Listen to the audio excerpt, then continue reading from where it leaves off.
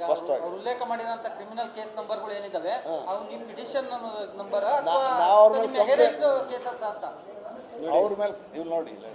ಮೊದಲನೇದಾಗಿ Karnataka police state crime records bureau ಅಲ್ಲಿ check ಮಾಡಿ ಮಳವಳ್ಳಿ ಶಿವಣ್ಣ ಅಥವಾ ಶಿವಣ್ಣ BS ಅವರ ವಿರುದ್ಧ ಒಂದೇ ಒಂದು ಕ್ರಿಮಿನಲ್ ಪ್ರಕರಣ ಕೂಡ ಎಲ್ಲೂ ದಾಖಲಾಗಿಲ್ಲ ಇಡೀ ರಾಜ್ಯದಲ್ಲಿ ಅಂತ ಸ್ಪಷ್ಟವಾಗಿ ಅವರು ಹೇಳಿಕೆಯನ್ನು ಕೊಟ್ಟಿದ್ದಾರೆ. ನಿಮಗೆ ಈ ಎನೆಕ್ಷರ್ ಇದನ್ನ ವಾಟ್ಸಪ್ ಬೇಕಾದ್ರೆ ನಾನು ಮಾಡ್ತೀನಿ. ಇಡೀ ಸ್ಟೇಟಲ್ಲಿ ಒಂದು FIR ಆಗಿರ್ಬೋದು, ಒಂದು ಚಾರ್ಜ್ ಶೀಟ್ ಆಗಿರ್ಬೋದು, ಅಥವಾ ಒಂದು ಕೇಸಲ್ಲಿ ಕನ್ವಿಕ್ಷನ್ ಆಗಿರ್ಬೋದು ಇಲ್ಲ. ಇವಾಗ ಗೋವಿಂದ ರಾಜು ಅವರು ಹಿರಿಯ ರಾಜಕಾರಣಿಗಳಿದ್ದಾರೆ, ಅವ್ರನ್ನ ಯಾರು ಈ ರೀತಿ ಬುದ್ಧಿ ತುಂಬಿಸ್ಬಿಟ್ಟು ಇಲ್ಲಿ ಬಂದು ಅಬ್ಜೆಕ್ಷನ್ಸ್ ಫೈಲ್ ಮಾಡೋಕೆ ಹೇಳಿದಾರೋ ಗೊತ್ತಿಲ್ಲ. ಅವರು 4 ಕೇಸನ್ನು ಉಲ್ಲೇಖ ಮಾಡಿದ್ದಾರೆ. ಒಂದು PCR. ಆ PCR ಮಳವಳ್ಳಿ ಶಿವಣ್ಣ ಅವರು ಕಂಪ್ಲೇನೆಂಟ್ ಆಗಿ ಅಡಗೂರು H. ವಿಶ್ವನಾಥ್ ಒಂದು ಮಾಧ್ಯಮ ಚಾನೆಲ್ ಮತ್ತು A. ಮಂಜುನಾಥ್ ಅವ್ರ ವಿರುದ್ಧ ದಾಖಲೆ ಮಾಡಿರ್ತಕ್ಕಂಥದ್ದು. ಅದರಲ್ಲಿ ಕಾಗ್ನಿಸೆನ್ಸ್ ತಗೊಂಡಿದೆ criminal court, MP MLA court, criminal proceedings ಅವ್ರ ವಿರುದ್ಧ ನಡೀತಾ ಇದೆ. ಎರಡನೇದು ಕ್ರಿಮಿನಲ್ ಪೆಟಿಷನ್, 3 ಕ್ರಿಮಿನಲ್ ಪೆಟಿಷನ್ನು, ಅದರಲ್ಲಿ 2ನ ರಿಪೀಟ್ ಮಾಡಿದ್ದಾರೆ. ಆ ಕ್ರಿಮಿನಲ್ ಪೆಟಿಷನ್ಗಳು ಬಂದು ಅಡಗೂರು ವಿಶ್ವನಾಥ್ ಮತ್ತು A. ಮಂಜುನಾಥ್ ಅವರು ಹೈಕೋರ್ಟಲ್ಲಿ ಅವ್ರ ಅರ್ಜಿಯನ್ನು ಸಲ್ಲಿಸಿ ಶಿವಣ್ಣ ಅವರು ಹಾಕಿರುವ ಕಂಪ್ಲೇಂಟನ್ನು ವಜಾ ಮಾಡಿ ಅಂತ ಕೇಳ್ಕೊಂಡಿರೋದೇ ಹೊರತು ನಮ್ಮ ವಿರುದ್ಧ ಇರ್ತಕ್ಕಂಥ ಕ್ರಿಮಿನಲ್ ಪ್ರೊಸೀಡಿಂಗ್ಸ್ ಅಲ್ಲ. ಇದನ್ನ ಸಂಪೂರ್ಣವಾಗಿ ಸ್ಪಷ್ಟೀಕರಣ ಕೊಡ್ತಾ ಇದ್ದೇವೆ.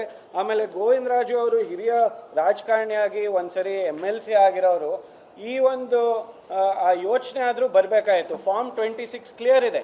ಫಾರ್ಮ್ 26 ಅಲ್ಲಿ any criminal cases pending against the candidate mention ಮಾಡಬೇಕೇ ಹೊರತು criminal proceedings pending against Adagur Vishwanath, A. Manjunath ಅಥವಾ ಮತ್ತಿತರರ ವಿರುದ್ಧ ಮಳವಳ್ಳಿ ಶಿವಣ್ಣ ಅವರು ಅವರ ನಾಮಿನೇಷನ್ ಫಾರ್ಮಲ್ಲಿ ಉಲ್ಲೇಖ ಮಾಡೋದು ಎಷ್ಟು ಮಟ್ಟಿಗೆ ಸರಿ?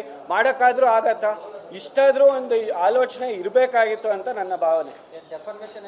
ಡೆಫಮೇಷನ್ ಕೇಸು ಅವರು ಹಲವಾರು ಸರಿ ಶಿವಣ್ಣ ಅವರ ವಿರುದ್ಧ ಸರ್ಕಾರಕ್ಕೆ, ಪೊಲೀಸ್ ಅವ್ರಿಗೆ, ರಾಜ್ಯಪಾಲರಿಗೆ ಮತ್ತೆ ಎಲ್ಲ ಕಡೆ ಕಂಪ್ಲೇಂಟ್ಸನ್ನು ಕೊಡ್ತಾ ಬರ್ತಾ ಇದ್ರು. ಆ ಕಂಪ್ಲೇಂಟ್ಸನ್ನು ಎಲ್ಲ ಅಧಿಕಾರಿಗಳು, ಎಲ್ಲ ಕಾಂಪಿಟೆಂಟ್ ಅಥಾರಿಟಿಗಳು ಅದನ್ನ ಕಸಿದು ಬುಟ್ಟಿಗೆ ಹಾಕಿದ್ದಾರೆ. ಆದರೆ ಅವ್ರು ಮಾಡಿದ ಒಂದು ತಪ್ಪು, ಮಾಧ್ಯಮದವ್ರನ್ನ ಕರೆದುಬಿಟ್ಟು ಶಿವಣ್ಣ ಅವರ ವಿರುದ್ಧ ಅವಹೇಳನಕಾರಿ ಡೆಫಮೇಟರಿ ಅಲಿಗೇಷನ್ಸ್ ಮಾಡಿದ್ರು. ಆ ಅಲಿಗೇಷನ್ಸನ್ನು ನಾವು ಚಾಲೆಂಜ್ ಮಾಡಿಬಿಟ್ಟು ನೀವು ಹೇಗೆ ಈ ರೀತಿ ಮಾಡ್ತೀರಾ ಅಂತ MP MLA ಕೋರ್ಟಲ್ಲಿ ಒಂದು ದೂರನ್ನು ಸಲ್ಲಿಸಿದ್ವಿ. ಆ ದೂರನ್ನು ಇವತ್ತು ಉಲ್ಲೇಖ ಮಾಡಿಬಿಟ್ಟು ನಾಮಿನೇಷನ್ ರದ್ದು ಮಾಡೋಕ್ಕೆ ಒಂದು ಅಪ್ಲಿಕೇಶನ್ ಕೊಟ್ಟಿದ್ದಾರೆ. ಇದು ಕ್ರಮಬದ್ಧವಾಗೂ ಇಲ್ಲ, ಕಾನೂನುಬದ್ಧವಾಗೂ ಇಲ್ಲ. ನಮಗೆ ಸಂಪೂರ್ಣವಾದಂಥ ನಂಬಿಕೆ ಇದೆ, ಇದರಿಂದ ಪಾರಾಗ್ತೇವೆ. ಆಮೇಲೆ ಶಿವಣ್ಣ ಅವರು ಮುಂಬರುವ ಚುನಾವಣೆಯಲ್ಲಿ ಗೆಲ್ತಾರೆ ಅಂತ ಸಂಪೂರ್ಣವಾದಂಥ ವಿಶ್ವಾಸ ನಮಗಿದೆ.